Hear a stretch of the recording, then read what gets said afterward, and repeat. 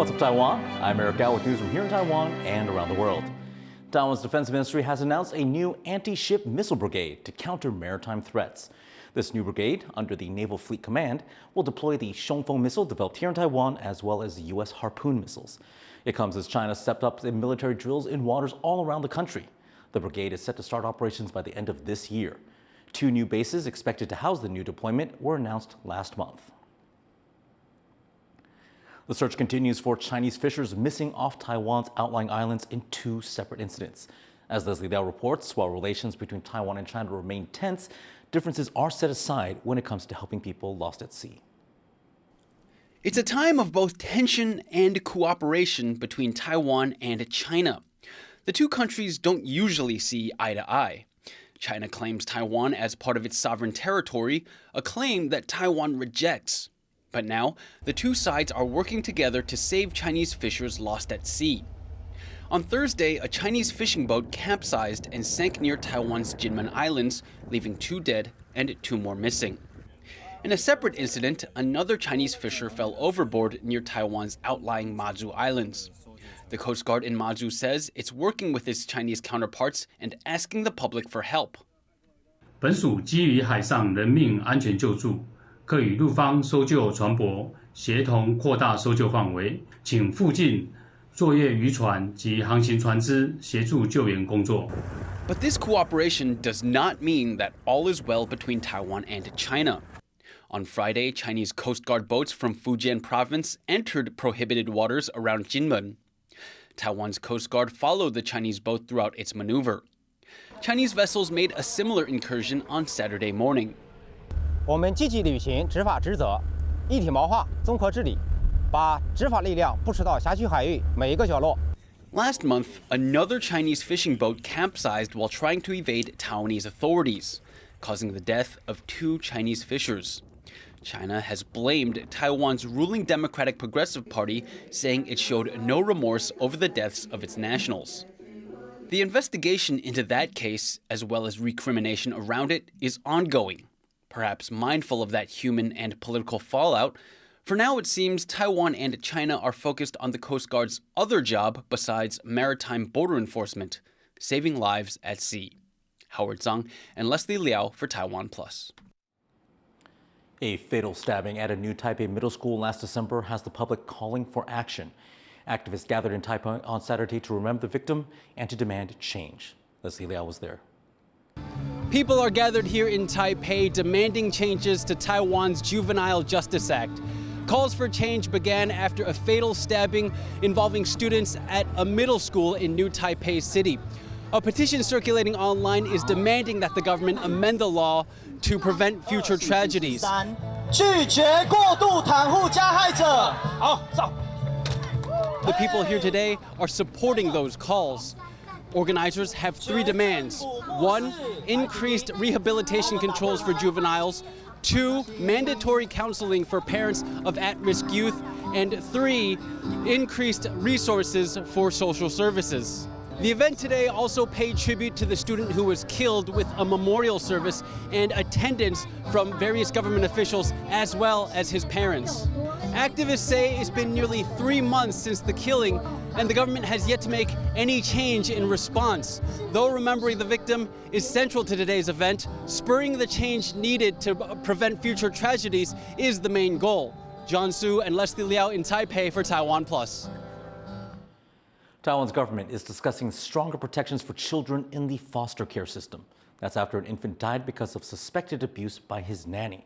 But NGOs say there needs to be more government oversight of the adoption process, which is usually handled by social welfare groups. Tiffany Wong reports.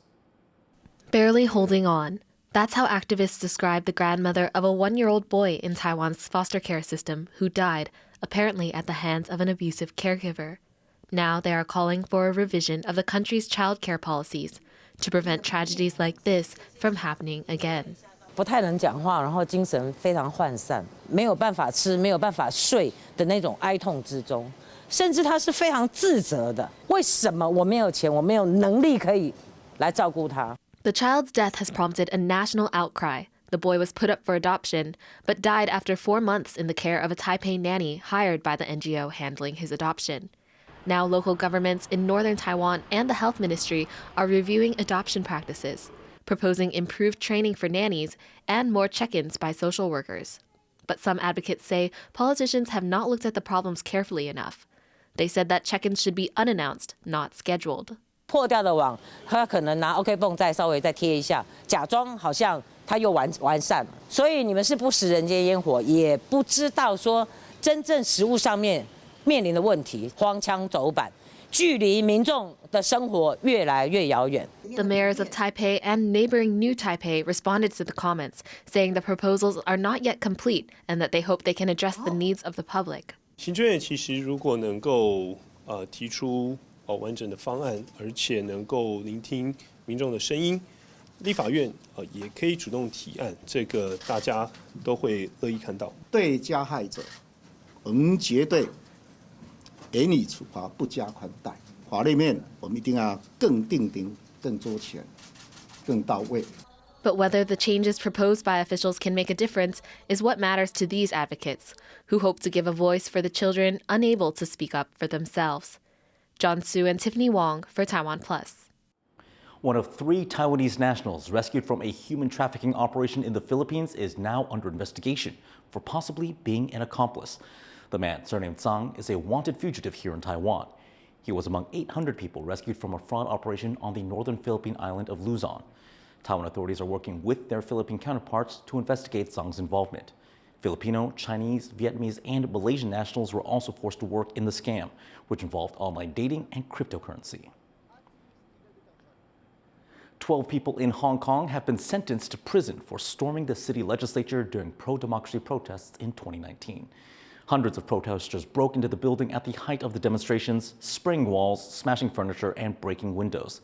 The 12 defendants sentenced include student leader Althea Swin, actor Gregory Wong, and activists Ventislao and Owen Chow. Their jail terms range from 4.5 years to almost 7 years. Hong Kong's so-called umbrella movement in 2019 began when China introduced an extradition bill that would allow authorities to send people to China for trial. The years since then have seen the introduction of draconian and national security laws in the Chinese territory. The first ship carrying desperately needed food aid has arrived on the coast of Gaza. The vessel, which set out from Cyprus on Tuesday, is carrying 200 tons of food. It's part of efforts to relieve the humanitarian crisis in Gaza as a result of Israel's assault on the territory. The UN has warned that more than 500,000 people in Gaza are facing catastrophic levels of food insecurity. And the World Health Organization reports that children are starving to death. Israel is blocking aid deliveries to Gaza by road. So to get around this, countries have been airdropping supplies, and they now hope to maintain a maritime corridor to step up relief efforts. Roughly a third of the world's population does not have stable internet access, but a chatbot powered by artificial intelligence could possibly change that. Pearl Hughes tells us more. This is Kayinde. He lives in Nigeria and has a visual impairment. He has limited access to equitable technology. And as an animal and geology enthusiast, a lot of Kayinde's questions went unanswered. But an artificial intelligence chatbot is changing that. Please ask your question after the tone and press any key when you are done. What are some of the habits of a lion? 1. Social animals. Unlike most cats, lions are incredibly social animals.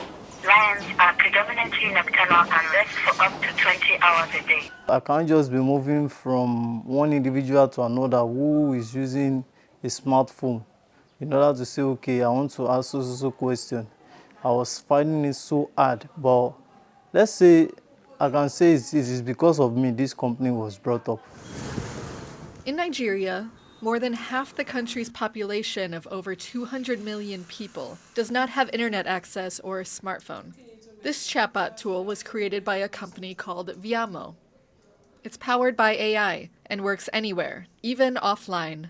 We understand that these people are disconnected because they are currently offline, do not have a mobile phone to access information, and also they do not have a smartphone that they can use to access information on the internet. The tool can be used by anyone. Hello and welcome to the Viamo platform. Please ask your question after the tone and press any key when you are done. Like David, who is using it to learn more about expanding his business. Thank you for helping me. How can I really start my business in Nigeria? For David and K&Day, it's both useful and affordable.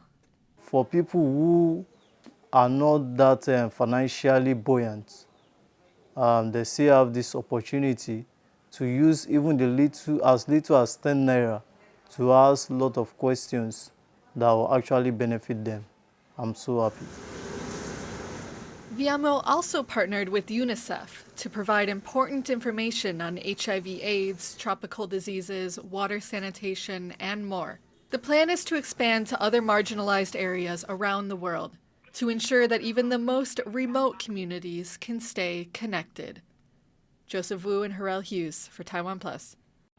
Environmental groups and scientists are calling on the UN to expand protections for the Galapagos Islands. Bryn Thomas has this story. British naturalist Charles Darwin said the Galapagos Islands were a little world within itself. The Ecuadorian archipelago, off the coast of South America, is home to 3,000 marine species, including sea turtles, hammerhead sharks, sea lions, and marine iguanas. In 1998, UNESCO designated the islands and their surrounding waters a World Heritage Site, protecting their ecosystem and creating one of the world's largest marine reserves. But just outside its boundaries, industrial fishing fleets operate as usual. Scientists say they pose a threat to animals whose migration takes them beyond the reserve's borders. So it's hugely important that we protect areas where we have irreplaceable biological diversity, like places like Galapagos. But that means very little if we don't also consider how these areas are ecologically connected. Environmental activists are teaming up with scientists to demonstrate these connections using DNA testing in and around Galapagos waters. Los análisis de estas muestras nos permiten saber qué especies marinas han estado en esta área y han dejado algún tipo de rastro de ADN que va a ser identificado y amplificado mediante técnicas de biología molecular.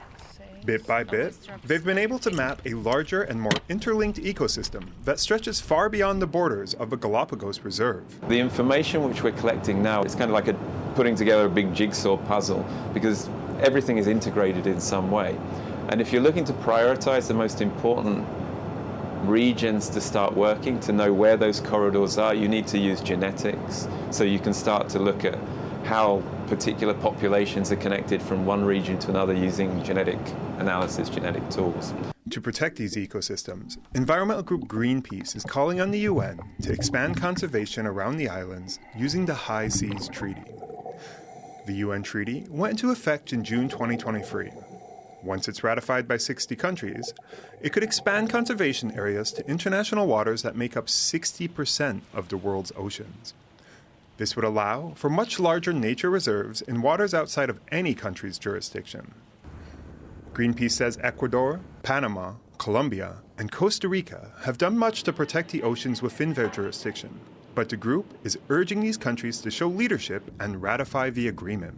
Necesitamos que por lo menos 60 gobiernos lo ratifiquen para que en esta conferencia de la ONU que se llevará a cabo en Francia en junio del 2025 se pueda ratificar y entrar en vigor. Al mismo tiempo, sabemos que no podemos esperar. Tenemos la meta de que el 30% de los océanos sean protegidos para el 2030. 30% by 2030 may be chasing the horizon. Right now, just 3% of the world's oceans are conserved, and only 2 countries, Palau and Chile, have ratified the High Seas Treaty. Whether protections will be extended to the world, or even a little world within itself, remains unclear. Luffy Lee and Bryn Thomas for TaiwanPlus. Thanks for joining us this evening on What's Up Taiwan. If you want more of our reports, grab our app or visit the TaiwanPlus website. Now, before we go, check out some cherry blossoms blooming early in Tokyo. I'm Eric Gao, and have a great weekend.